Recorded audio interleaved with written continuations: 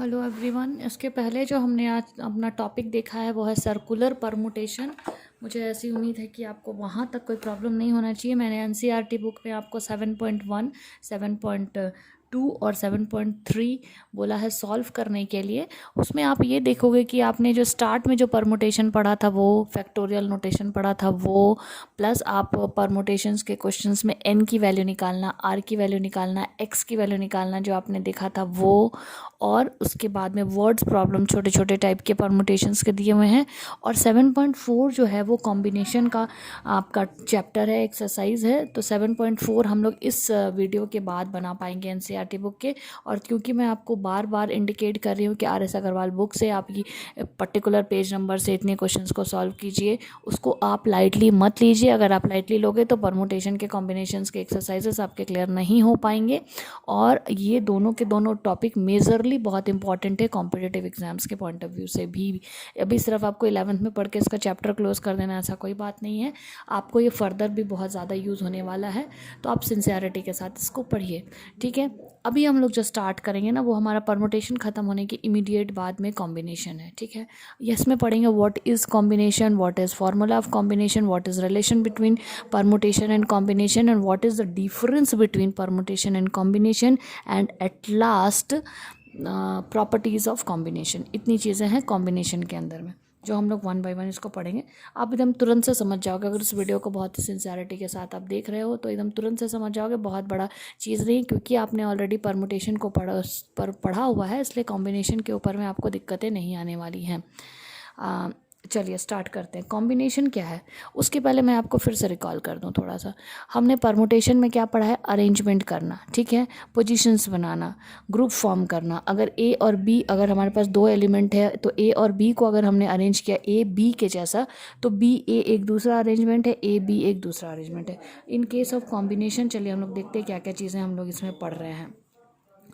each of the different group each of the different group or selection that can be made out of a given number of things by taking some or all of them at a time impressively of their arrangement is called combination. Combination में क्या करते हैं हम लोग? क्या करते हैं कि each of the different group और सलेक्शन, इसमें बेसिकली हम लोग सेलेक्ट करते हैं चीज़ों को।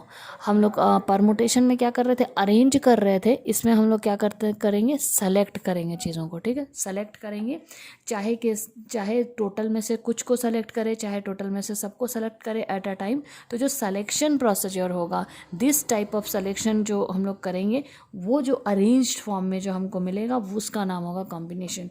आई होप आपको समझ में आए। नहीं समझ में आ रहा है कोई बात नहीं है, आप एक से दो एग्जाम्पल करोगे आपको समझ में आ जाएगा। क्योंकि हम लोग यहाँ पे कॉम्बिनेशन पढ़ रहे हैं, combination is denoted by capital C. Permutation पढ़ रहे थे, it was denoted by capital P, इसमें कैपिटल सी से डिनोट किया जाएगा, कैपिटल सी से डिनोट किया जाएगा। इसमें भी टोटल नंबर्स को हम लोग एन से रिप्रेजेंट करेंगे, और टोटल नंबर में से जो हम लोग सेलेक्ट कर रहे हैं, जो हम लोग पिक कर रहे हैं चीज़ों को, उसको हम लोग स्मॉल आर से डिनोट करेंगे। जैसा कि हम लोग परमुटेशन में कर रहे थे वैसे ही हम लोग इसमें कॉम्बिनेशन में भी करेंगे। यहाँ पे कुछ एग्जांपल्स ले, जैसे all combinations of 3 persons A B C taken 2 at a time. हमने यहाँ पे लिखा taken 2 at a time are A B हो सकता है, बी सी हो सकता है, सी ए हो सकता है। परमुटेशन के केस में हम लोग क्या लिखते थे? बी ए भी लिखते थे, सी बी भी लिखते थे, और ए सी भी लिखते थे। But in case of combination देखो यहाँ पे क्या लिखा हुआ है, ए बी और बी ए जो है वो रिप्रेजेंट करेगा सेम कॉम्बिनेशन को। सेम कॉम्बिनेशन करने का मतलब सेम ग्रुप को रिप्रेजेंट करेगा, but they represent different permutations. Permutations अलग अलग हैं इसके, लेकिन कॉम्बिनेशन जो ग्रुप बन रहा है वो कैसा होगा? एक होगा। तो आई होप आपको समझ में आ रहा होगा कि परमुटेशन और कॉम्बिनेशन में क्या क्या डिफरेंसेस है। पहला तो यही हो गया, ए बी और बी ए दोनों एक कॉम्बिनेशन है, लेकिन ए बी और बी ए दोनों अलग अलग परमुटेशंस है। सेकेंड वाला example, all combination of 4 persons A B C D taken 2 at a time. Taken 2 at a time, taken 2 at a time के लिए क्या हो गया? ए बी, देखो पहले हमने कैसे चूज़ किया, A B A C A D, A B A C A D, ठीक है। उसके बाद हमने कैसे चूज़ किया? B C B D, B C B D, और लास्ट में क्या बच गया? C D. तो टोटल हमें कितने मिल गए, 1 2 3 4 5 6, 6 मिल गए, ठीक है। उसी तरीके से all combination of 4 persons A B C D taken 3 at a time, 3 at a time के लिए क्या होगा, ए बी सी, फिर ए बी डी हो गया, फिर बी सी डी हो गया, फिर ए सी डी, इस तरह के से 4 हमें मिले। आप इसको देख सकते हो, कर सकते हो चीज़ों को इस तरीके से, ठीक है।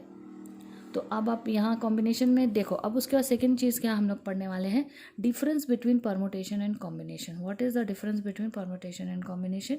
In case of combination only a group is made and the order in which of the object are arranged is in material, मतलब कि कोई मैटर नहीं करेगा। जैसे यहाँ पे अभी हमने पढ़ा था ना, ए बी और बी सी दोनों एक ही काउंट होंगे, but in case of permutation A B और बी सी अलग अलग परमुटेशन काउंट होंगे।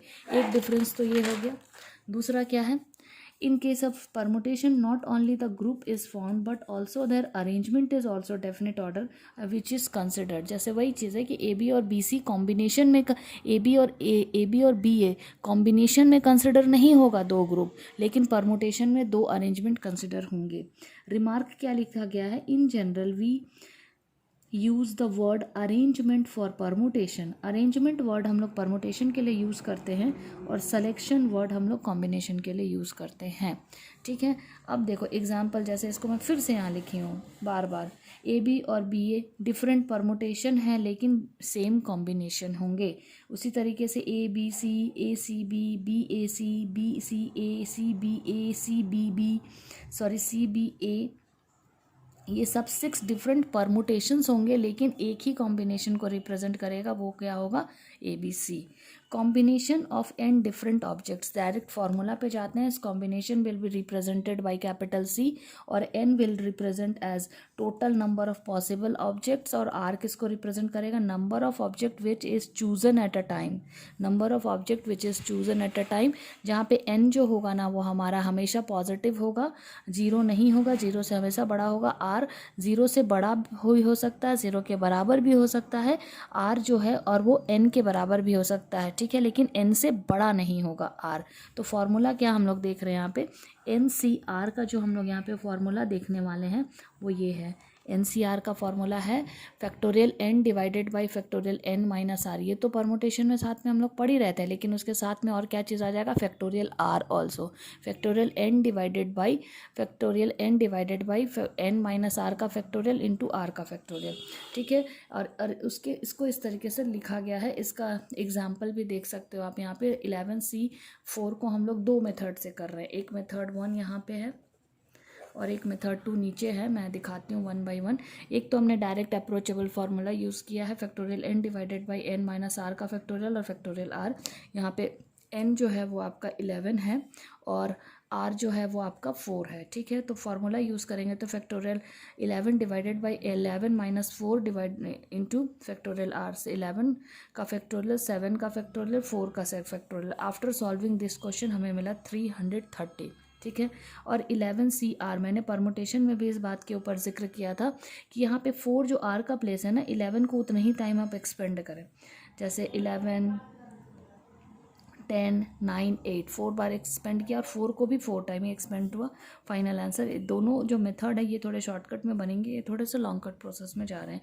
और एक चीज़ आप जान लो कि NCN अगर न्यूमरेटर मतलब सॉरी n की वैल्यू और r की वैल्यू सेम हो जाती है और n और 0 ऐसा, NCN और NC0 दोनों की वैल्यू कितनी होगी, 1। NCN और NC0 दोनों की वैल्यू कितनी होगी, 1। ये आपको याद करने के लिए रखना है।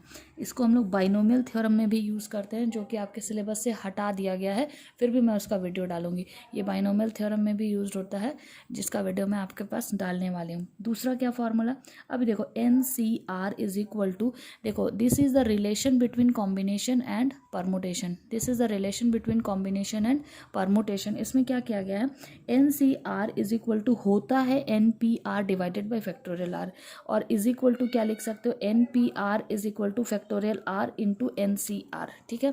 ये चीज़ अब ये आ कहाँ से रहा, हम जानते हैं कि फैक्टोरियल एन सी आर की वैल्यू कितनी होती है, factorial N divided by factorial N minus R into factorial R. तो एन, ये वाला जो चीज़ है आपका, ये वाला जो चीज़ है factorial N divided by N minus R, वो तो फैक्ट एन पी आर है, और इस मल्टीप्लाइड में क्या आ जाएगा, सॉरी डिवाइड में आ जाएगा फैक्टोरियल आर। इसलिए इस तरीके से इसको लिखा है, सिंस मैंने यहाँ लिखा भी है N P R is equal to factorial N divided by N minus R का फैक्टोरियल, ठीक है। ये तो 19th का है, तो हम लोग बाद में बात करेंगे इसके ऊपर। आज के लिए बस इतना ही। आई होप कि आपको यहाँ तक समझ में आया। इससे रिलेटेड जो भी आपके एक्सरसाइज हैं, एग्जांपल्स हैं, आप उनके थ्रू जाइए। जब तक आप जाओगे नहीं तब तक आप समझ नहीं पाओगे, जब तक समझ नहीं पाओगे तब तक आपको लगेगा क्या चल रहा है। या तो आप पूरे के पूरे उसको अच्छे क्लैरिटी से समझो, आप चाहो तो स्कूल में आके डाउट क्लियर कर सकते हो, 1 बाय 1 इंडिविजुअली परमिशन ग्रांट करा लो। आप आके पर्सनली भी पूछ सकते हो, क्योंकि कुछ लोगों को कुछ प्रॉब्लम्स हो रहे जो एकदम जिनके लिए इजी है आना, वो आ सकते हैं, मुझसे पूछ सकते हैं, कोई प्रॉब्लम नहीं है मुझे। Okay, thank you for today.